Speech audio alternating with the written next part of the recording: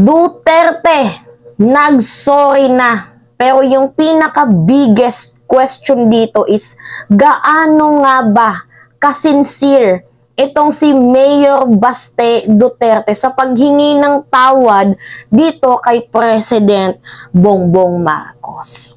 So ngayon, alam nyo naman ata guys yung balita na humingi ho in private itong si Mayor Baste Duterte ng tawad, pasensya dito sa ating presidente. So sa mga hindi nakakalam, panood muna natin yung balita sa inyo. Humingi umano ng paumanhin si Davao City Mayor Sebastian Baste Duterte kay Senator Amy Marcos. Kasunod ito ng mga naging pahayag ng alkalde sa prayer rally sa Davao City noong linggo laban kay Pangulong Ferdinand Marcos Jr. Ayon sa presidential sister, mismong alkalde ang lumapit sa kanya at nagsorry sa mga nasabi nito. Maugurita ang pinagbibitiw ni Mayor Baste sa pwesto si Pangulong Ferdinand Marcos Jr. kung walaan niya itong malasakit sa taong bayan. Nagpahayag din ito ng pagkadismaya kaugnay ng investigasyon ng International Criminal Court o ICC sa kanyang ama na si dating Pangulong Rodrigo Duterte. Ang lumapit sa akin ay si Mayor Baste Duterte. Nagsorry. Naintindihan ko naman kasi syempre sobrang emotional siya dahil isipin mo naman ikukulong yung tatay mo at yung ate mo. Talaga namang mag-re-revolution yung damdamin. So, yun na nga ho guys, humingi ho ng patawad itong si Mayor Baste Duterte privately dito kay Senator, Sisterette na si Amy Marcos. So, ngayon, ang tanong dito, gaano nga ba ka-sincere?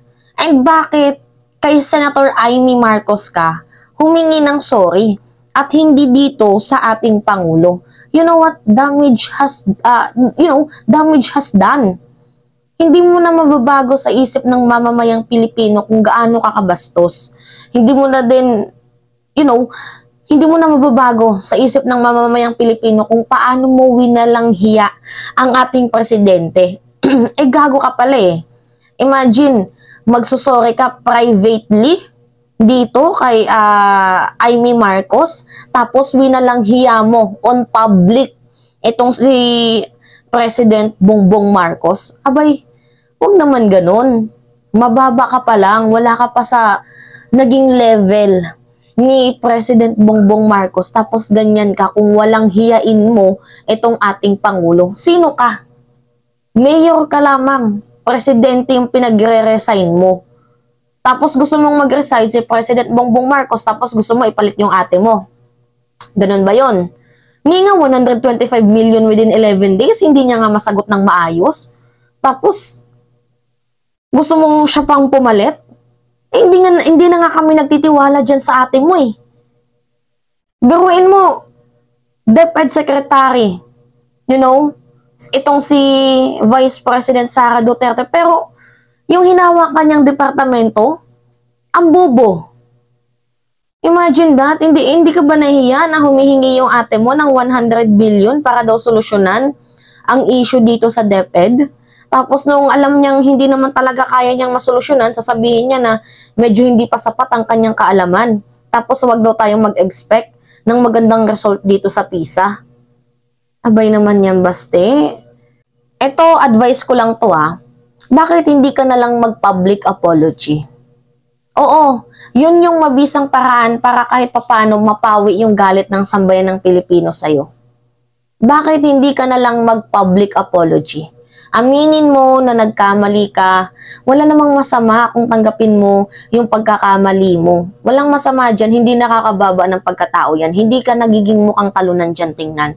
Bagkus, ang tingin sa'yo ng tao, meron kang improvement, character development. Bakit hindi ka na lang mag-public apology? Mas katanggap-tanggap pa yun. Kaysa sa ginawa mo dito na nag-sorry ka kay Senator Amy, pero hindi naman kay President Bongbong Marcos. Kasi guys, ang akala talaga ng mga Duterte up to this moment, nasa pwesto pa din sila. They are powerful. Yan yung tingin nila sa kanilang mga sarili. 'di ba, buhat tae nga angat ihi. Ganun yung tingin nila sa kanilang mga sarili na kahit anong gawin nila, anong sambitin nila, kumbaga walang makakapalag sa kanila kasi ang tingin kasi nila sa sarili nila hari-harian, sila yung mga Diyos-Diyosan, nangangapi. Pero sa ginawa ni Basti Duterte na pinapag-resign niya, itong si President Bongbong Marcos, ang nangyari, yung tao, si Sara ang pinapag-resign. Kasi imagine, sa nangyaring pagmumura sa prayer rally ha, pero napuno ng pagmumura-mura ni Digong. Sa nangyaring pagpaparesign, pagwawalang hiya ni Baste at ni Pulong sa ating presidente, tapos mananatili pa ang kapatid mo bilang Department of Education Secretary, asan yung delikadesa doon? 'Di ba? Imbis na yung gusto nyong simpatsya, nakaawaan kayo, magmukha kayong, anghela sa mata ng tao, baliktad at taliwas. Hindi mo ba basta nakita yung naging resulta? Na kayo itong mas lalong tinirada at mas lalong nakilala yung ugali nyo. Nang dahil lang dito sa issue ng confidential funds. Kasi confidential funds naman talaga yung pinakapuno ng isyong to. Kung hindi nagsalita itong si Sara Duterte, di ba? Alam nyo guys, yung pinaka-issue nito, si Sara. Siya yung nagsimula ng gulo dito eh. Sabi na kaya niyang mabuhay kahit walang confidential funds, tapos nung tinanggalan, galit na galit. Diba? Doon nagsimula yung issue. Hanggang yung mga supporters ni Sara, tira ng tira, dito, ginagamit nila yung platform, SMNI, yan, ginagamit nila. Hanggang itong SMNI, nagkaroon ng violation at nahalungkat yung kanilang mga violation. Ito namang si Digong, bumirada din. Hanggang sa nagkaroon na ng sama ng loob, itong si Pulong, tinanggalan ng budget kasi nalaman namin na yung budget pala ni Pulong is umabot ng 51 billion. Nagkahalungkatan na lahat. Pero mabuti na din yung ganitong pangyayari guys, at least nalaman natin na kung gaano sila katotoo. 'Di ba? Kung gaano yung totoo nilang ugali nung sila'y namumuno pa nung panahon ng Duterte administration. See? 'Di ba? Yan yung bunga ng katarantaduhan ninyo.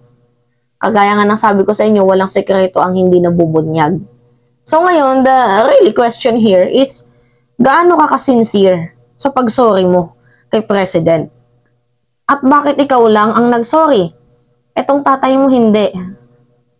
Diba? Tapos nagmamatigas pa kanina, kagabi, dito sa pamidya briefing niya sa kung anumang plataforma yan, na sabi, sige, kasuhan nyo ako. Bakit nyo naman ako kakasuhan? Freedom of expression ko yun. Diba? Yan yung sabi ni Digong. Nakakaloka. So, comment kayo guys, kung sa tingin nyo, sincere na ba itong si Sebastian Duterte sa paghingi ng sorry dito kay President Bongbong Marcos. So, yun lang. Ingat.